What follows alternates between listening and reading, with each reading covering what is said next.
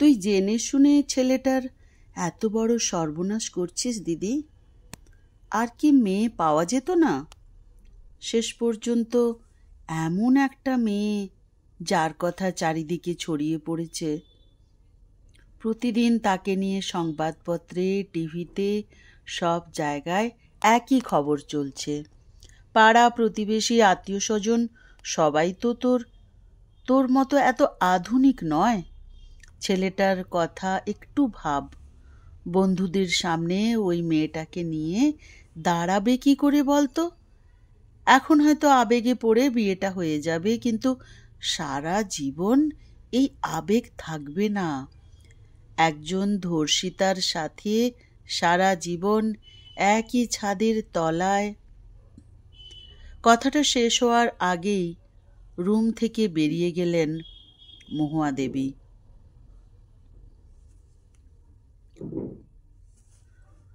বোনের কথাগুলো কানে বাজছে তখনও মহুয়া দেবীর। ঘড়ির দিকে খেয়াল করলেন, রাত্রি 2টো পেরিয়ে গেছে, অথচ চোখে ঘুম নেই তার। রুমের বাইরে বেরিয়ে চোখ গেল তার ছেলের রুমের দিকে। সোহমের রুমের লাইট জ্বলছে তখনও।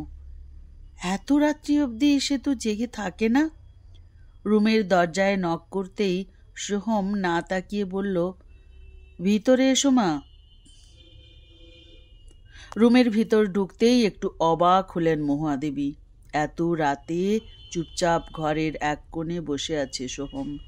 এই কদিন ছেলেটার উপর অনেক ধকল গেল। থানা আদালত করতে করতে যেন ক্লান্ত। তবে স্বস্তি এটাই যে অনন্যার ধর্ষকরা সবাই ধরা পড়েছে। মেয়েটাও এই কদিনে নিজেকে সব কিছু থেকে গুটিয়ে নিয়েছে। এই ঘটনার পর বিয়ের কথা আর কিছু এগোয়নি। একটু সময় দেওয়া যাক, একটু স্বাভাবিক হোক সব কিছু। কিন্তু এইসবের মধ্যে সোহমের মত বদলে যাবে না তো? নিজের ছেলে অচেনা হয়ে যাবে না তো?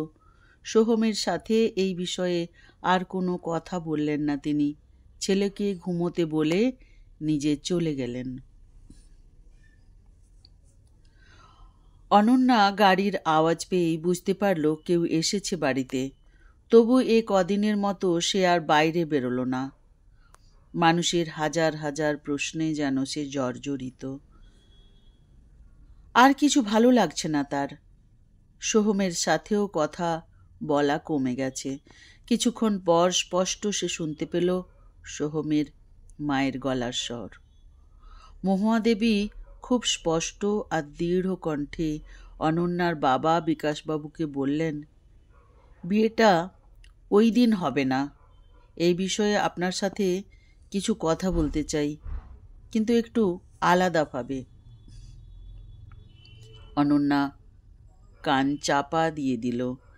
এই কদিনে যা ঘটেছে তাতে যেন সব চোখের জল শুকিয়ে গেছে। এখন আর কান্না আসে না, শুধু কষ্ট হয়। তার মানে সবাই এবার বদলে যাবে। আর এটাও তো ঠিক, কোনো মা নিজের ছেলের সাথে একজন ধর্ষিতার বিয়ে দেবে না। কিন্তু এতে অনন্যার তো কোনো দোষ নেই।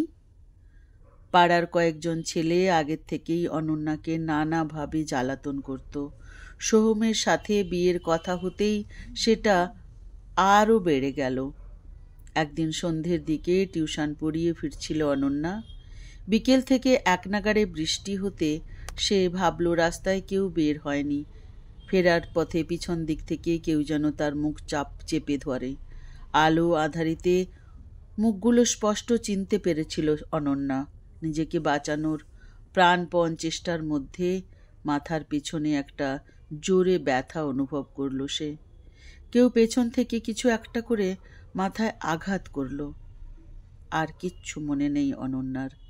চোখ খুলে যখন দেখল তখন সে হসপিটালে। বাবা মায়ের এমনকি সোহম আর মহুয়া দেবীর অসহায় মুখ দেখে বুঝতে পেরেছিল তার সাথে কি ঘটেছে। এরপর কেটে গেল কয়েক মাস। শরীরের ক্ষত ধীরে ধীরে সেরে উঠলেও মনের ক্ষত সেরে উঠল না।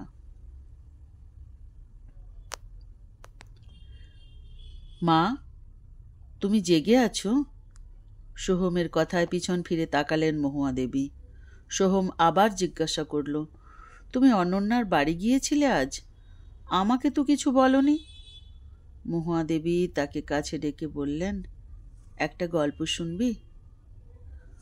সোহম তার মায়ের কথা শুনে অবাক হয়ে বসল মায়ের কাছেই। তিনি বলা শুরু করলেন, আজ থেকে অনেক বছর আগে একটি মেয়ে সদ্য বিধবা হয়েছিল। বয়স আর কতই বা হবে তখন তার, হয়তো 27 বা 28। কোলে তখন 2 বছরের একটি বাচ্চা ছেলে। মেয়েটি একটি স্কুলে পড়াতো। একদিন ট্রেন মিস হয়ে যাওয়াতে ফিরতে দেরি হলো। শীতের সন্ধ্যা ছিল সেদিন। অনেক সাহস নিয়ে তাড়াতাড়ি বাড়ি ফেরার চেষ্টা করেছিল। ঠিক সেই সময় কয়েক যুবক তার পথ আটকালো। মেয়েটি বুঝতে পারল এই অশনি সংকেত, ছুটতে শুরু করলো, কিন্তু ওদের সাথে পেরে উঠল না। ওরা জোর করে মেয়েটির হাত চেপে ধরল। ঠিক সেই সময় একজন ব্যক্তি দেবদূত হয়ে এসে মেয়েটিকে উদ্ধার করল। মেয়েটির কোনো ক্ষতি হতে দিল না সে। সোহম কিছুটা ভয়ে ভয়ে জিজ্ঞাসা করল, এটা কার গল্প মা? মহুয়া দেবী বললেন, সেদিন ওই মেয়েটা ছিলাম আমি, আর যিনি আমাকে বাঁচিয়েছিলেন তিনি অনন্যার বাবু, বিকাশবাবু। আমি তোর ওপর কোনো জোর করছি না। তোর জীবন, সব সিদ্ধান্ত তোর। তবে অনন্যাকে একটা নতুন জীবন তো দিতেই পারি আমরা।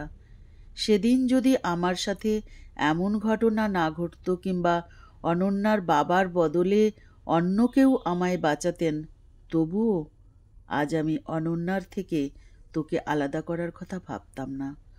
আমরা তো কোনো দোষ করিনি, তাহলে আমরা আড়ালে থাকবো কেন? আজ আবার একটা গাড়ি এসে দাঁড়ালো অনন্যার বাড়ির সামনে। অনন্যা চুপ করে নিজের রুমেই বসে আছে।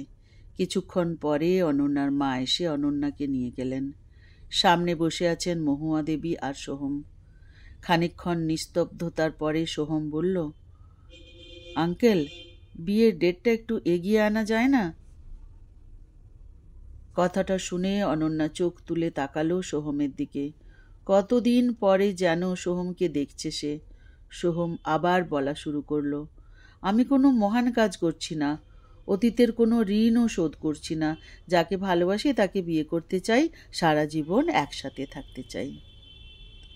সোহম একটু অভিমানের সুরে বলল, আপনার মেয়েকে বলুন এই লড়াই তার একার নয়, আমাদের সবার। আমি এই কদিন একটু চুপ ছিলাম, নিজেকে তৈরি করছিলাম যাতে ভবিষ্যতে কেউ অনন্যাকে কোনো কষ্ট দিতে না পারে। বিকাশবাবু চোখ দিয়ে জল গড়িয়ে এলো। মহুয়া দেবী অনন্যার পাশে এসে বসলেন। তারপর বললেন, জোর করে শরীর তো ছোঁয়া যায়, কিন্তু আত্মাকে ছোঁয়া যায় না। কে কি বলল তা দেখার সময় নয়। 5 জন খারাপ বললে 10 জন তোমার পাশে থাকবে, এটা মাথায় রেখো। চলো আবার নতুন করে সব শুরু করি।